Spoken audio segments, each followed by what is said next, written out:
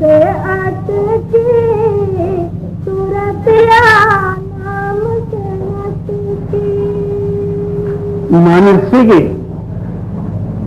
ನಾವು ಯಾವ ವಿಧಿಯಿಂದ ಹಿಡಿದರೂ ಸಹಿತ ನಿಲ್ಲೋದಿಲ್ಲ. ಯಾವುದೇ ಒಂದು ಯೋಚನಾ ತಗೊಂಡು ಓಡಾಡಿರ್ತದೆ, ಅದಕ್ಕೆ ಹಿಡಿಯೋದಕ್ಕೆ ಇನ್ನೊಂದು ಶಕ್ತಿನೇ ಇಲ್ಲ. ಮನ್ ಮೋಸ ತಿಂಗಲ ಭಯ ತೀ ಪಾರ ಹರನಾಮ್. ಮನಸ್ಸು ರೂಪವಾದಂಥ ಇಲಿ ಮನೆಯಲ್ಲಿ ಅತ್ಲಾಗಿತ್ಲಾಗಿ ಓಡುವ ಕಾಲದಲ್ಲಿ ಅಲ್ಲಿ ಪಾದರಸದ ಬಟ್ಟಲ ಸಿಕ್ತು. ಒಂದು ಬಟ್ಟಲದಲ್ಲಿ ಪಾದರಸ ತುಂಬಿಟ್ಟು ಈ ಇಲಿ ಏನು ತಿಳಿಯಿತು, ಇದನ್ನು ಏನೋ ತಿನ್ನುವ ಪದಾರ್ಥದ ಅಂತ ಹೇಳಿ ಯಥೇಚ್ಛ ಅದೆಲ್ಲ ಕುಡಿದು ಬಿಡ್ತು. ಕುಡಿದು ಕೂಡಲೇ ಹೊಟ್ಟೆಯಲ್ಲಿ ಒಜ್ಜಾಯ್ತು, ನಡೆಯೋದು ನಿಂತೋಯ್ತು.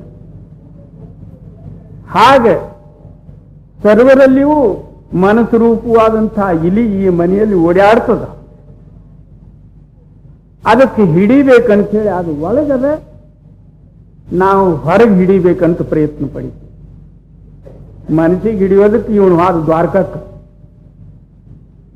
ಅದು ಅಲ್ಲಿ ನಿನ್ನ ಸಂಗತಿ ಬಂತಲ್ಲ. ಇಲ್ರಿ ಕಾಶಿ ರಾಮೇಶ್ವರಕ್ಕೆ ಹೋಗ್ಬಿಟ್ಟ, ಇಲ್ರಿ ವೆಂಕಟರಮನಲ್ಲಿ ಹೋಗಿ ತಲಿ ತಾಮ್ರಕೊಡ ಮಾಡ್ಕೊಂಡು ಬಂದ. ಸಿಕ್ತ ಅಲ್ಲಿ ಏನ್ರಿ ಬರೀ ಹಣ ಪಿಣ ಖರ್ಚು ಮಾಡ್ಕೊಂಡು ಏನೇನು ಮಾಡಿ ಬಂದಿರಬಹುದು, ಪರಂತು ಮನಸ್ಸಿಗೆ ಹಿಡಿಯೋದಾಗಲಿಲ್ಲ. ಅದಕ್ಕೇನಂತಾರೆ, ಮನಸ್ಸಿಗೆ ಹಿಡಿಯುವ ಶಕ್ತಿ ತಾವು ಚೆನ್ನಾಗಿ ವಿಚಾರ ಮಾಡಿದ್ರೆ ಗೊತ್ತಾಗಬಹುದು. ಇದು ಪುರಾಣ ಪುಸ್ತಕ ವೇದಶಾಸ್ತ್ರದ ಮಾತಲ್ಲ. ಈಗಿಂದೀಗೆ ನೀವು ವಿಚಾರ ಮಾಡೋದು, ಈಗಿಂದೀಗೆ ನೀವು ಲಕ್ಷಿಟ್ಟು ನೋಡುವುದು. ಏನು ಎರಡು ಶಕ್ತಿ ಅದಾವ ಪ್ರತಿಯೊಬ್ಬರಲ್ಲಿ. ಒಂದು ಮರುವದ, ಒಂದು ಜಾಗೃತಿಯ. ಮರ್ತಿದ್ದು ಪ್ರಪಂಚಕ್ಕೆ ಕೂಡ್ಯದ, ಜಾಗೃತಿ ಇದ್ದಂತಹ ಶಕ್ತಿ ಪರಮಾತ್ಮನಿಗೆ ಕೂಡ್ತದೆ. ಮತ್ತೆ ಅತ್ಲಾಗಿತ್ಲಾಗ ನೋಡೋದೇನದ, ಇದಕ್ಕೆ ಯಾಕೆ ಪುರಾಣ ಬೇಕು, ಪುಸ್ತಕ ಬೇಕು? ಅದಕ್ಕೆ ಪೂರಾ ಸದ್ಗುರುಗಳಲ್ಲಿ ಹೋಗಿ ನಾನು ಯಾಕೆ ಮರ್ತೀನಿ, ಹೇಗಾದ್ರೂ ಜಾಗೃತ ಆಗ್ತೀನಿ, ಇದು ಒಂದೇ ಕೇಳೋದು. ಅವರೇನಂತಾರೆ, ನಿನ್ನ ಅಂತರದಲ್ಲಿ ಒಂದು ಜಾಗೃತ ಶಕ್ತಿ ಸತ್ ನಾಮದ, ಅದು ಯಾವತ್ತೂ ಜಾಗೃತ ರೂಪದ. ನಿನ್ನ ಮನಸ್ಸು ಹೊಯ್ದು ಅದರಲ್ಲಿ ಕೂಡಿಸಿಬಿಡು. ಕೂಡಿಸಿದ ಕೂಡಲೇ ಮನಸ್ಸು ಜಾಗೃತ ಆಗ್ತೀವಿ, ಪ್ರಪಂಚ ಬಿಟ್ಟುಬಿಡು. ಹೌದ? सूरतिया नाम से गटकी सूरतिया नाम से गटकी करम भरम और वेद बढ़ाई क्या फल से सटकी. ಇಂಥ ರಹಸ್ಯ ಬಿಟ್ಟು ಹೊರಗೆ ಇವನು ಕರ್ಮ ಭ್ರಮ ಅನೇಕ ಉಪಾಸನಾ. ಇವತ್ತೇನದಂದ್ರೆ ಏಕಾದಶಿ, ಊಟ ಮಾಡಬೇಡ. ಇವತ್ತೇನದಂದ್ರೆ ಶಿವರಾತ್ರಿ ಅದ, ಇವತ್ತು ಹಗಲು ರಾತ್ರಿ ಏನದಂದ್ರೆ ಜಾಗರಣೆ ಮಾಡಬೇಕು. ಆಯ್ತು, ನಾಳೆಗೆ ಶಿವರಾತ್ರಿ ಮರುದಿವಸ ಅಮಾವಾಸ್ಯೆ ದಿವಸ ಬೇಕಾದಷ್ಟು ಹೋಳಿಗೆ ಪಾಳ್ಗಿ ಮಾಡಿ ನಿನ್ನಿಂದೆಲ್ಲ ಉಪವಾಸ ಇದ್ದದ್ದು 3 ಹೊತ್ತು ಹಾಕಿ ಮರುದಿವ್ಸ ತೆಗೆದು ಬಿಟ್ಟ. ಅಲ್ಲಿ ಉಳಿಸಲೇ ಇಲ್ಲ. ಅದರಂತೆ ಏಕಾದಶಿ ಆದ ಕೂಡಲೇ ಬಂದ ಕೂಡಲೇ ದಶಮಿ ದಿವಸ ಇವೆಲ್ಲ ಸಾಮಗ್ರಿ ಮನೆಯಾಗ ತಂದು ತುಂಬುದ. ನಾಳೆಗೆ ಏಕಾದಶಿ ದಿವಸ ಏನೇನು ಊಟ ಮಾಡಬೇಕಾಗ್ಯದ, ಅನ್ನ ಊಟ ಮಾಡಿಕೂಡ್ದು, ಹುಳಿ ಸಾರ ಊಟ ಮಾಡಿಕೂಡ್ದು ಅಂದು ಆ ಏಕಾದಶಿ ಸಾಮಾನೆಲ್ಲ ತುಂಬಿಬಿಟ್ಟ. ಮರುದಿವಸ ಏಕಾದಶಿ ಇದ್ದ ಉಪವಾಸ. ದಶಮಿ ದಿವಸ ನೀನು ತಂದು ಊಟ ಮಾಡಿ ಬಿಟ್ಟಿ, ಇನ್ನು ಏಕಾದಶಿ ಆ ಥರದ್ದು ಅಂದ್ರೆ ಏಕಾದಶಿ ಅಂದ್ರೆ ಏನು? राम राम सब कोई कहे, दशरथ कहे न कोई, जो कोई प्राणी दशरथ कहे कोटि जन्म सफल हो. ಎಲ್ಲರೂ ರಾಮ ರಾಮ್ ಅಂತಾರೆ. ರಾಮನ ತಂದಿ ದಶರಥರಿಗೆ ಒಬ್ಬರು ನೆನೆಯೋದಿಲ್ಲ. ಯಾರು ದಶರಥನ ನಾಮ ಜಪ ಮಾಡ್ತಾರಂದ್ರೆ ಕೋಟಿ ಜನ್ಮ ಸಫಲ ಆಗ್ತದೆ. ಒಬ್ಬನು ರಾಮ ಉಪಾಸಕ ಏನಂದ, ದಶರಥ ಅನ್ನೋದಕ್ಕೆ ನನಗೇನು ಕಠಿಣ, ನಾನು ದಶರಥ ಅಂದು ಬಿಡ್ತೀನಿ. ಈ ಪ್ರಕಾರ ನೀನು ದಶರಥ ಅಂದ್ರೂ ಇಲ್ಲ, ಪದರಥ ಅಂದ್ರೂ ಇಲ್ಲ. ದಶರಥ ಅಂದ್ರೆ ಏನು? ದಶ ಅಂದ್ರೆ 10. 10 ಇಂದ್ರಿಯಗಳೆಲ್ಲ ಬಂದ್ ಮಾಡಿ 10ನೇ ಬಾಗಿಲದಲ್ಲಿ ಚಿತ್ತಕ್ಕೆ ನಿಲ್ಲಿಸಿ, ರಥ ಅಂದ್ರೆ ಕೂಡೋದು, ಮೇಲ್ ಬರ್ತಕ್ಕಂತಹ ಶಬ್ದ ಧ್ವನಿಯಲ್ಲಿ ಕೂಡು, ನೀನು ಕೋಟಿ ಜನ್ಮ ಸಫಲ. ಇದ್ರ ಹೆಸರು ದಶರಥ. ನಾವು ಅದು ಇದು ಬಿಡೋದು, ಏಕಾದಶಿ ಬಿಡೋದು, ರಾಮಾಯಣ ಕೇಶವಾಯನ ಗೋವಿಂದ ಎನ್ಮ ಅಲ್ಲಿಂದ ಏಟ್ ಹಾಕೋ ಎನ್ಮ, ಇದು ಏನಾಯ್ತು ಏಕಾದಶಿ ಆಯ್ತು. ಇದ್ರ ಹೆಸರು ಏಕಾದಶಿ ಅಲ್ಲ. ಜಿ नाम के चूके पार न पड़ेगा जैसे कलामत की.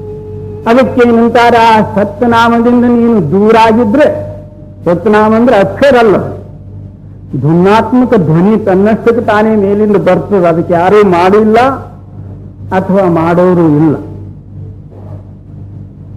ಅದರಲ್ಲಿ ನೀನು ಲಕ್ಷ್ಯಕ್ಕೆ ಅದರ ರೂಪ, ಅದು ಎಲ್ಲಿಗೆ ಬಂದದು ಅಲ್ಲಿಗೆ ನೀನು ಸೀದಾ ಕರ್ಕೊಂಡು ಹೋಗ್ತದೆ. ರೋಡ್ ಅದು. जागत सोवत सोवत जागत मोहि परे चतुर्थी.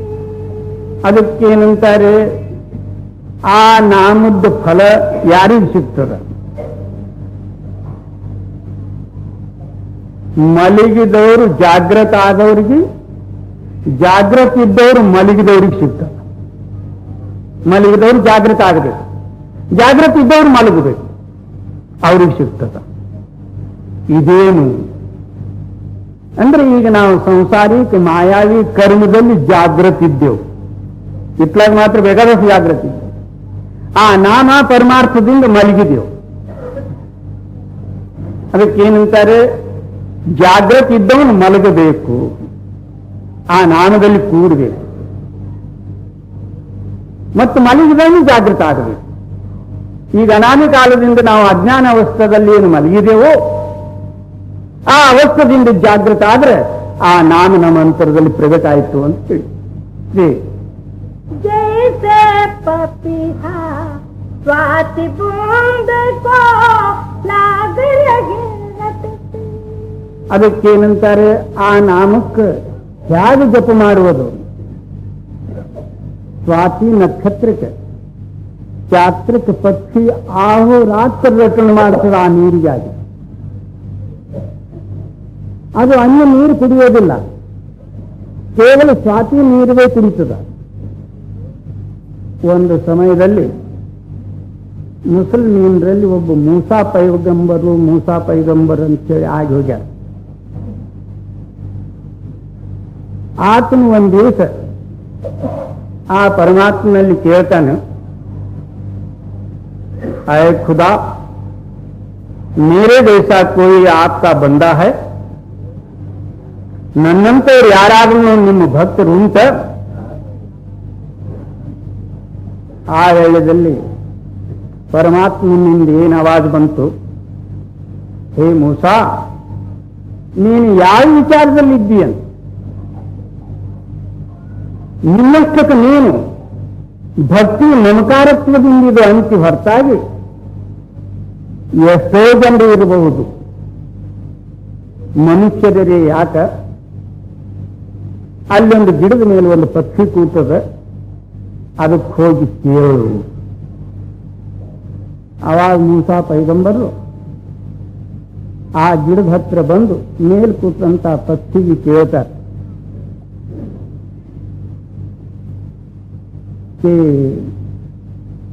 ಆ ಪಕ್ಷಿ ಏನಂತದ, ನೀನು ಆ ಪರಮಾತ್ಮನಿಂದ ಬಂದಿದ್ದ ಕಾರಣ ನಿನ್ನ ಸಂಗಡ ಮಾತಾಡಬೇಕಾಗ್ತದೆ, ಇಂದು ನಿನಗೆ ಮಾತಾಡುವುದಕ್ಕೆ ಸಹಿತ ಅವಕಾಶ ಇಲ್ಲ.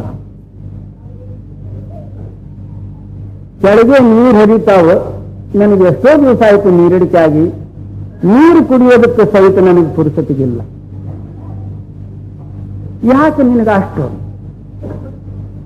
ನಾನು ನೀರು ಕುಡಿಯುವ ವಿಚಾರದಲ್ಲಿ ಹೋದ್ರೆ ನನ್ನ ಲಕ್ಷ್ಯ ಏನದಂದ್ರೆ ಆ ಪರಮಾತ್ಮನಿಂದ ಕಡೆಗಾಗಿ ನೀರಿನ ಕಡೆ ನನ್ನ ಕೃಷ್ಣದ ಕಡೆ ಬರ್ತದ ಅಂತ ಹೇಳಿ ನಾನು ನೀರು ಕುಡಿಯೋದು.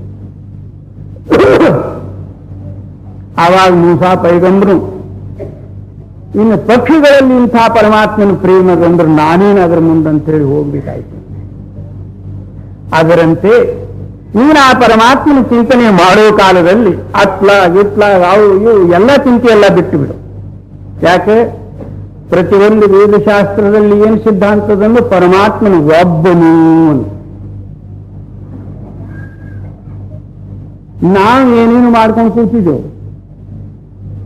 ಪರಮಾತ್ಮನ 3 ಮುಖ ದತ್ತಾತ್ರೇಯ ಅಂದ, ಇನ್ನೊಬ್ಬನು ಚತುರ್ಮುಖ ಬ್ರಹ್ಮ ಅಂದ, ಮತ್ತೊಬ್ಬನು ಪಂಚಮುಖ ಪರಮೇಶ್ವರ ಅಂದ, ಇನ್ನೊಬ್ಬ 10 ಮುಖದ ರಾವಣ ಅಂದ. ಇವೆಲ್ಲ ಏನೇನು ದೇವರೇ ಬಲ್ಲ. ನಿಜವಾದಂತಹ ಪರಮಾತ್ಮನು ಇದ್ದದ್ದು ಒಂದೇ ಶಕ್ತಿ. ನೀನು ಆ ಪರಮಾತ್ಮನ ಕೂಡಬೇಕಾದ್ರೆ ನೀನು ಒಬ್ಬನೇ ಆಗಿ ನಿಂದ್ರು. ಈಗ ನಾವು ಧ್ಯಾನ ಕೂತ ಕಾಲದಲ್ಲಿ ಕಣ್ಣೇನು ಮುಚ್ಚಿರ್ತೇವು, ಒಳಗೆ ಮಾತ್ರ ಯೋಚನೆ ತುಂಬಿರ್ತಾವ. ಧ್ಯಾತೃ ಧ್ಯಾನ ವೃದ್ಧೆ, ಧ್ಯಾನ ಮಾಡತಕ್ಕಂಥವನು ಧ್ಯಾನಿಸ್ತಿದ್ದಂತಹ ವಸ್ತು, ಅದರಲ್ಲಿ ಕೂಡಿ ನೀನು ಅದೇ ರೂಪ ಆದ್ರೆ ಧ್ಯಾನ. ರಾಮರಾವಣನ ಯುದ್ಧ ಆದ ನಂತರ ಸೀತಾಗ ರಾಮಚಂದ್ರನು ಕರ್ಕೊಂಡು ಅಯೋಧ್ಯಕ್ಕೆ ಬಂದ. ರಾಜಪಟ್ಟಾಭಿಷೇಕ ಆಯ್ತು. ಆದ ನಂತರ ಆ ಯುದ್ಧದಲ್ಲಿ ಯಾರ್ಯಾರು ಯಾವ ಪ್ರಕಾರ ಕೆಲಸ ಮಾಡಿದ್ರು ಆ ಪ್ರಕಾರ ಸರ್ವರಿಗೆ ಬಹುಮಾನ ಕೊಡುವುದರಲ್ಲಿ ಬಂತು. ನಳ ನಳ ಅಂಗದ ಜಾಂಬುವಂತ ಅಂಥವ್ರು ಇಂಥವ್ರು ಎಷ್ಟೋ 12 ಪದ್ಮಸೇನ. ಆವಾಗ ಸರ್ವರಿಗೆಲ್ಲ ಕೊಟ್ಟರು. ರಾಮಚಂದ್ರನು ಹನುಮಂತನಿಗೇನೂ ಕೊಡ್ಲಿಲ್ಲ. ಆವಾಗ ಸೀತಾ ಏನಂತಾಳೆ, ಏನ್ರಿ ಸ್ವಾಮಿ, ಸರ್ವರಿಗಿಂತಲೂ ಶ್ರೇಷ್ಠ ಕಾರ್ಯ ಹನುಮಂತನಿಗೆ ಇರ್ತಿರ್ಲಿಕ್ಕಾಗಿ ಅವನಿಗೆ ಇಂಥ ಸಮಯದಲ್ಲಿ ನೀವು ಮರ್ತೇ ಬಿಟ್ರಿ. ಆವಾಗ ರಾಮಚಂದ್ರನ್ ಏನಂತಾನೆ, ಹೇ ಸೀತಾ, ಇವರೆಲ್ಲರೂ ಸೈನಿಕರು, ಸೇನಾ ಕಾರ್ಯದ ಪ್ರಕಾರ ಅವರೆಲ್ಲ ತಮ್ಮ ಕೆಲಸ ಮಾಡಿದ್ರು. ಅದರಂತೆ ನಾನು ಅವರಿಗೆ ಬಹುಮಾನ ಕೊಟ್ಟ. ಇನ್ನು ಹನುಮಂತನು ನನಗೆ ತಗೊಂಡು ಬಿಟ್ಟಾನೆ, ನಾನು ಅವನಿಗೇನು ಕೊಡ್ಲಿ ಅಂದ್ರೂ ಸೀತಾನ್ ಮುಂದೆ ನಿಲ್ಲುವುದಾಗಲಿಲ್ಲ. ತನ್ನ ಕೊರಳಂದು ಅದು ವಿಭೀಷಣ ಕೊಟ್ಟಿದ್ದ ಹಾರ, ಅಮೂಲ್ಯ ಹಾರ. ಆ ಹಾರ ಒಯ್ದು ಹನುಮಂತನ ಕೊರಳಲ್ಲಿ ಹಾಕಿತ್ತು. ಇವನು ದೂರ ಹೋಗಿ ಕೂತ, ಕೊರಳನ್ನು ಹಾರ ತೆಗೆದು ಹರಿದು ಒಂದೊಂದು ಮುತ್ತು ಬಾಯಲ್ಲಿ ಹಿಡಿಯೋದು, ಒಡೆಯೋದು, ಹೀಗೆ ನೋಡೋದು, ಬಿಸಾಟುವುದು. ಆವಾಗ ನಳ ನೀಳಂಗದ ಜಾಂಬುವಂತಾದಿಗಳು ಏನಂತಾರೆ, ಏನ್ ಹನುಮಂತ ನೀನಿದು ಏನು ಮಾಡ್ತೀವಿ? ಇದು ಸೀತಾದೇವಿ ನಿನಗೇನದಂದ್ರ ಹಾರ ಬಹುಮಾನಕ್ಕೋಸ್ಕರ ಕೊಟ್ಟಾಳ. ಆ ಹಾರಿಂದ ಇಂಥ ದುರ್ದಶ ಮಾಡುವುದರಿಂದ ಅವಳ ಅಪಮಾನ ಆಗ್ತದೆ, ನೀನು ಹೀಗೆ ಯಾಕೆ ಮಾಡ್ತೀವಿ? ಅವಾಗ ಹನುಮಂತನೇನಂತಾನ, ನನಗೆ ಸೀತಾಗ ತಗೊಂಡು ಏನ್ ಮಾಡೋದಲ್ಲ. ನನ್ನ ಪ್ರಿಯ ಶಕ್ತಿ ಒಬ್ಬ ರಾಮನೇ. ರಾಮನಿಗೋಸ್ಕರ ನಾನು ಸೀತಾಗ ಏನಾದ್ರೂ ಅಂತಿರ್ಬೋದು, ತಾಯಿ ತಂಗಿ ಅಂತ. ನನಗೆ ಯಾರು ಪ್ರಿಯದರಂದ್ರೆ ಒಬ್ಬ ರಾಮನೇ. ನಾನು ಇದರಲ್ಲಿ ರಾಮ ನೋಡ್ತೀನಿ, ಇದರಲ್ಲಿ ರಾಮ ಇಲ್ಲ, ಅದಕ್ಕೆ ಬಿಸಾಡ್ತೀನಿ. ಆವಾಗ ಅವ್ರು ಏನಂದ್ರು, ನಿಮ್ಮ ಹೃದಯದಲ್ಲಿ ರಾಮ ಅದ. ನಾನು ಓ ಅದಾನ. ಅದೇ ವೇಳೆಯಲ್ಲಿ ಹೃದಯ ಬಿಚ್ಚಿ ನೋಡಿದ್ರೆ ಒಳಗೆ ರಾಮಚಂದ್ರ ನಿಂತು ಬಿಟ್ಟಿದ್ದೆ. ಈಗ ನಮ್ಮ ಹೃದಯ ಏನಗೊಂಡು ಪರಮಾತ್ಮ ರೂಪ ಮಾಡುವುದ್ರ ಹೆಸರು ಭಕ್ತಿ ಅದ. ಭಕ್ತಿ ಅಂದ್ರೆ ಬರೇ ದೇವ್ರ ಕಡೆ ಕೈ, ತನ್ನ ಕಡೆ ಬಾಯಿ, ಇದ್ರ ಹೆಸರು ಭಕ್ತಿ ಅಲ್ಲ. ಹೌದು. जैसे पपीहा स्वाति बूंद को लाग रहे रत से।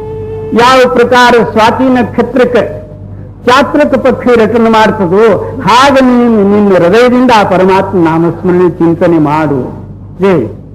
ನಿತ್ಯವು ಗುರುವಿನ ಒತ್ತಾರೆ ನೆನೆದಿಗರೆ ಉತ್ತಮದ ಗತಿಯು ತಾನಗುವುದು, ಉತ್ತಮದ ಗತಿಯು ತಾನಗುವುದು ಅಲ್ಲದಾಡೆ ಮೃತ್ಯು ಕಾಣೆಯ ಸರ್ವಜ್ಞ.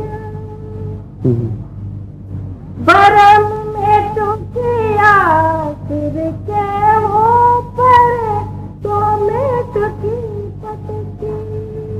ಏನು ಈ ಪ್ರಕಾರ ನಾನು ನಿಜವಾಗಿ ಭಕ್ತಿ ಮಾಡಿ ನನ್ನ ತಲೆಯಾಗೇನು ಭರ್ಮದ್ದು ಪಾತ್ರಿತ್ತು ನಾನು ಕೆಳಗೆ ಬಿಸಾಕಿ ಅದಕ್ಕೆ ತುಕಡಿ ತುಕಡಿ ಮಾಡಿ ಹೊಡೆದು ಬಿಟ್ಟ.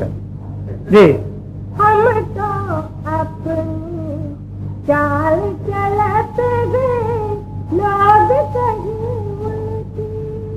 ಅದಕ್ಕೆ ಕಬೀರ್ ಸಾಹೇಬರು ಏನಂತಾರೆ, ನಾನು ನನ್ನ ಮಾರ್ಗ ಹಿಡಿದು ಸೀದಾ ನಡೆದು ಬಿಟ್ಟಿನಿ. ಜನರಿಗೆ ಏನದಂದ್ರೆ ಅದು ವಿರೋಧ ಕಂಡು ಇವನು ಎಂಥವನು ತಿಕ್ಕ ಎತ್ಲಾಗ ನಡೆದಾನ, ದೇವ್ರಿಲ್ಲ ಜನರಿಲ್ಲ, ಅದು ಇಲ್ಲ ಇದು ಇಲ್ಲ ಏನೇನು ಅಂದ್ರೆ ಇವರು ಮತಿ ಭ್ರಷ್ಟ. ನಾನು ನಿಜವಾದಂತಹ ದೇವ್ರ ಮಾರ್ಗ ಹಿಡಿದು ನಡೆದೀನಿ, ಇವ್ರು ಯಾವುದೋ ಒಂದು ದೇವ್ರು ಹಿಡ್ಕೊಂಡು ಕೂತಾರೆ, ಅವ್ರದ್ದು ತಪ್ಪು ನಂದು ತಪ್ಪು ದೇವರೇ ಬಲ್ಲ. हम तो अपनी चाल चलते गए लोग कहीं उल्टी. प्रीत पुरानी नई लगन गए याद में खटकी. ಏನಂತಾರೆ, ನಂದು ಆ ಪರಮಾತ್ಮಂದು ಆಗದಲ್ಲೇ ಪ್ರೇಮ ಇದ್ದದ್ದು, ಸರ್ವರಲ್ಲಿನೂ ಅದೇ ಪ್ರಕಾರದ ಪರಮಾತ್ಮನ ಪ್ರೇಮ ಸರ್ವರಲ್ಲಿಯೂ ಅದ. ಮಾತ್ರ ವಿಧಿ ನಮಗೆ ಹೊಸದಾಗಿ ತೋರ್ತದ. ಆ ಪ್ರೇಮಕ್ಕೂ ಕೂಡಬೇಕಂತೆ ನಾವು ಪ್ರಯತ್ನ ಪಡೆಯೋದು. ಪರಂತು ನಾವು ಈಗ ಮಾಡ್ತಕ್ಕಂಥ ಸಾಧನ ನಮಗೆ ಹೊಸದಾಗಿ ತೋರ್ತದೆ. ಅಂದ್ರೆ ಮೊದಲಿನಿಂದ ಆ ಪರಮಾತ್ಮನ ಪ್ರೇಮ ನಮ್ಮಲ್ಲಿ ಇಂಟೇ ಉಂಟು. और नजर कछु आवत लागे नहीं माने घटती. ಆ ಪರಮಾತ್ಮನ ಮುನ್ನ ನನಗೆ ಇನ್ನೊಂದು ಏನು ಕಾಣಿಸೋದೇ ಇಲ್ಲ. ಸರ್ವರಲ್ಲಿ ಒಳಹೊರಗೆ ಆತನೇ ಆತ. ಆ ವೇಳೆಯಲ್ಲಿ ಇನ್ನು ಕಾಲನ್ನು ಯಾರಿಗೆ ಹಿಡಿಯೋದು? ಸರ್ವರಲ್ಲಿ ನೀನಾದ ಕಾಲದಲ್ಲಿ ನಿನ್ಗ್ಯಾರು ಹಿಡಿಯೋದು? प्रेम की डोरी में मन लागा ज्ञान डोरी घटती. ನಂದು ಈಗೇನದಂದ್ರೆ ಲಕ್ಷ್ಯ ಪ್ರೇಮದಲ್ಲಿ ಕೂಡ್ಯದ. ಆ ಪರಮಾತ್ಮ ಕಣ್ಣಲ್ಲ, ಕಿವಿಯಲ್ಲ, ಮೂಗಲ್ಲ, ಚೇತನ, ಬ್ರಹ್ಮ, ಅಮರಾಯ ಇಂಥವೆಲ್ಲ ಏನು ವಾಕ್ಯಗಳಿದ್ದು ಅವೆಲ್ಲ ನಾನು ಬಿಟ್ಟು ಯಾತಕ್ಕೆ ಬೇಕು? ಅಮರ ಅಂದ್ರೆ ಏನು, ಅಚಲ ಅಂದ್ರೆ ಏನು? ನಾನು ಸದಾ ಅಚಲ ಇರ್ತಿರ್ಲಿಕ್ಕಾಗಿ ಮತ್ತಿನ್ನೊಂದು ವಾಕ್ಯದ ವಿಚಾರ ಮಾಡ್ಬೇಕು.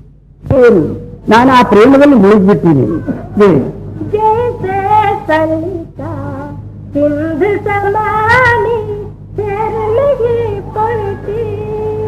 ಹೇಗೆ ಹೊಳೆ ಒಳ್ಳೆ ಹರ್ಕೋತ್ ಹೋಗಿ ಶಬ್ದದಿಂದ ಸಮುದ್ರದಲ್ಲಿ ಕೂಡಿದ ನಂತರ ಮತ್ತೆ ತಿರುಗಿ ಅದಕ್ಕೆ ಯಾರಾದ್ರೂ ಹೊಳೆ ಅನ್ಬಹುದ ಅಥವಾ ಸಮುದ್ರದಿಂದ ಬಿಡುಗಡೆ ಮಾಡಬಹುದು? ಅದಕ್ಕೆ गहु निज नाम खोज हृदय चिन्ह पर घटती.